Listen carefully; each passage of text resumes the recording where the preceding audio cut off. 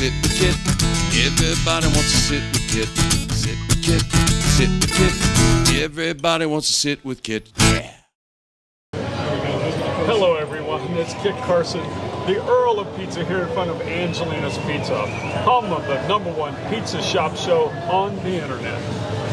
I sit here every night and I talk to the rock stars, the heroes, and the gods, and occasionally a tourist. And tonight, I think I have a tourist wandered in, and I asked him to sit down, and we're going to find out who this guy is.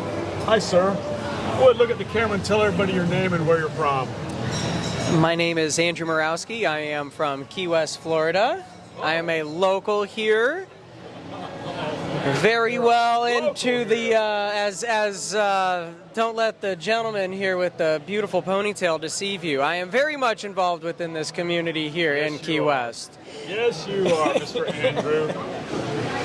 And what do you do here? I am the director of the Hemingway Home and Museum. All right. Now, I've heard of that guy.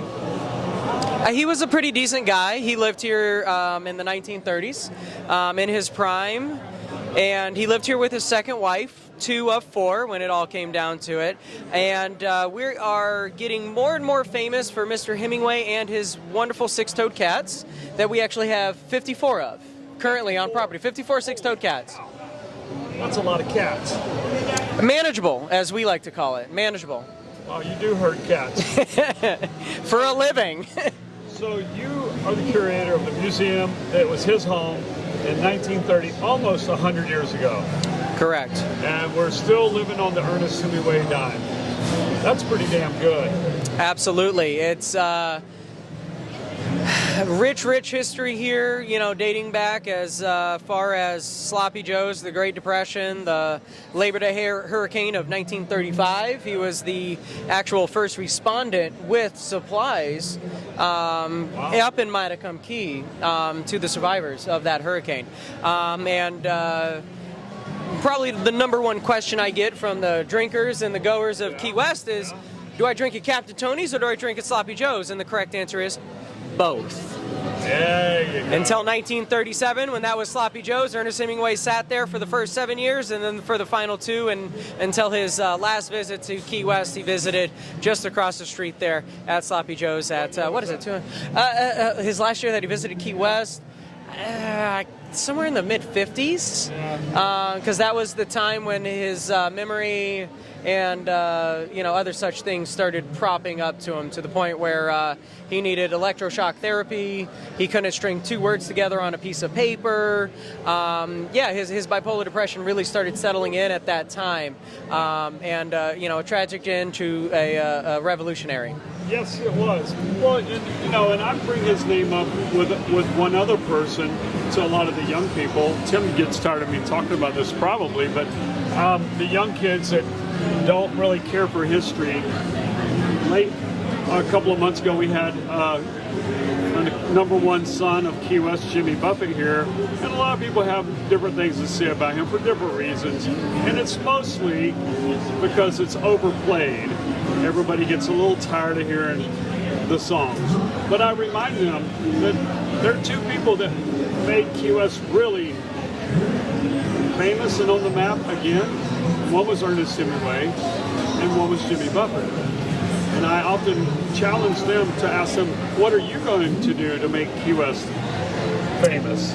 For the record, Hemingway was the first one on the map. He was. Another quick history lesson here. And then, then there was a lot of people that came along. Tennessee Williams. We've had a lot of playwrights and writers, and we've had a lot of people. Truman was here. I mean, there's a lot of people that have visited this little island for the same reasons we all are here and come here.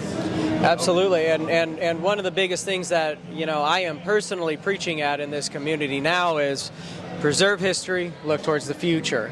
Yeah. We don't need to be stuck in what happened 30, 50 years ago.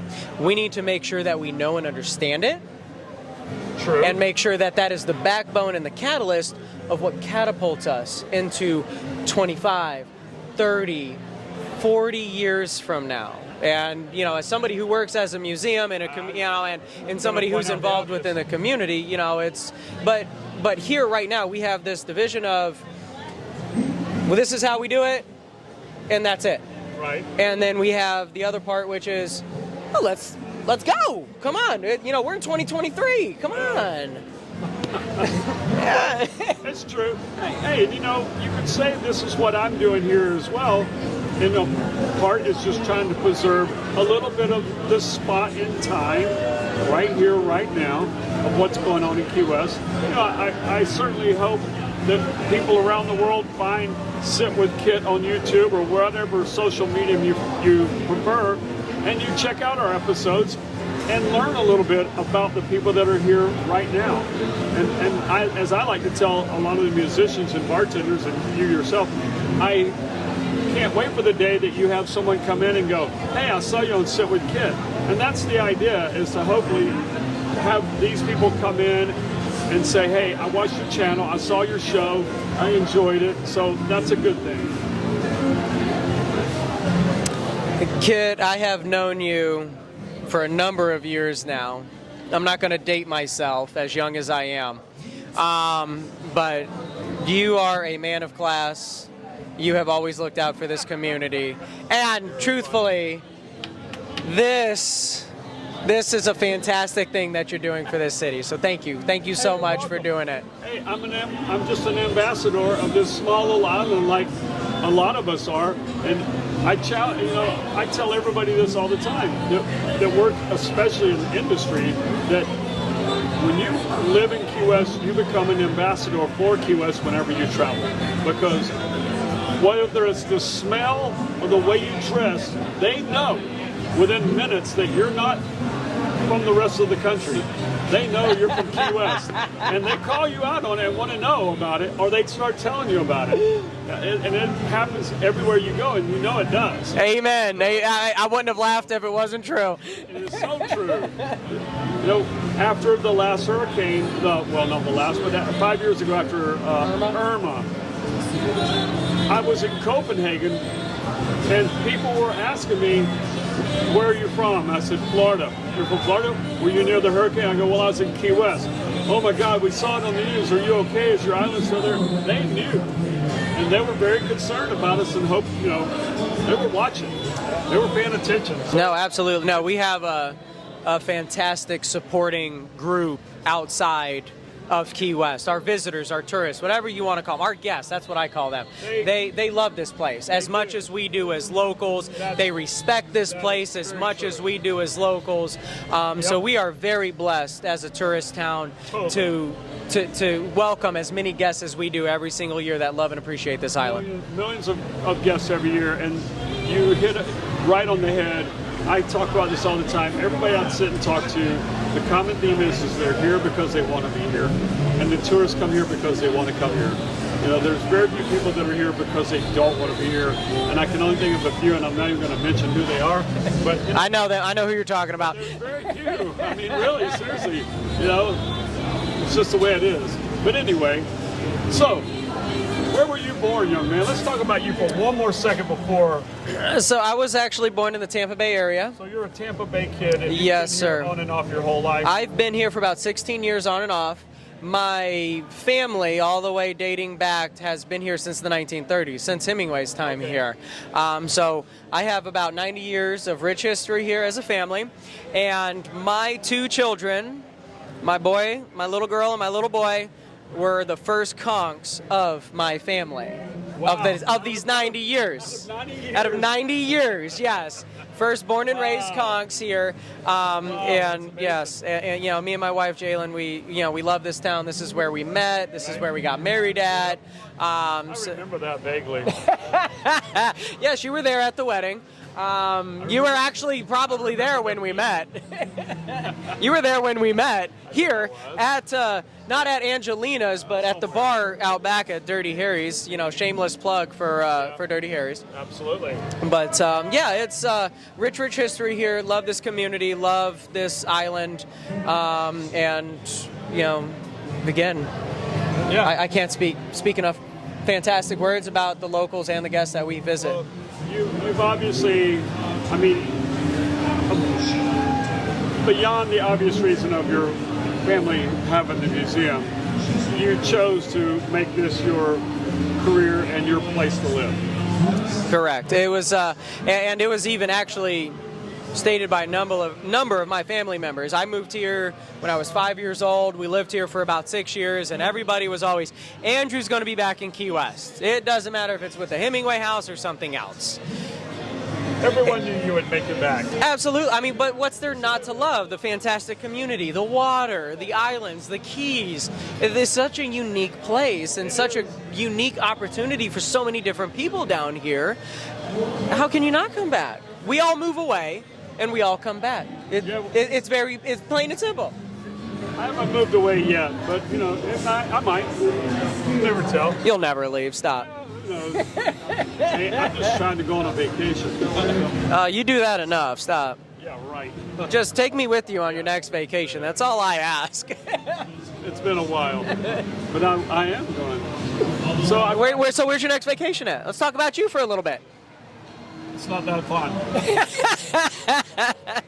I'm taking the wife on a vacation for the first time that she and I have had a real vacation. I don't know, it's been a few years. I can't remember when. I don't remember. I mean, we went with the boys to Wyoming in September. Yep. But it'll be just she and I, which will be fun. So I mean, in your Facebook page and Angelina's Facebook page, you guys do a great documenting all the, because what you do for your employees is truly amazing. I mean, nobody in this town does what you do for your employees. I don't know about that, but I do. I do work with them. I do spend the majority of my life with them, and we do, as I like to say, create spots in time other than just work. So, and you do a fantastic job on that, so thank you very much. We're going to have fun. Hey, so let me just pivot real quick. I keep going back and forth with you. But the Hemingway house, there's a lot of rumors about that damn house. What rumors are you referring to, sir? Where does the tunnel underneath that house go to? It's just the basement. There's no tunnel. The house was built back in 1851. And, by a gentleman named Asa Tift, who has rich history here. And he carved the blocks of the four standing walls of the Hemingway house out of it.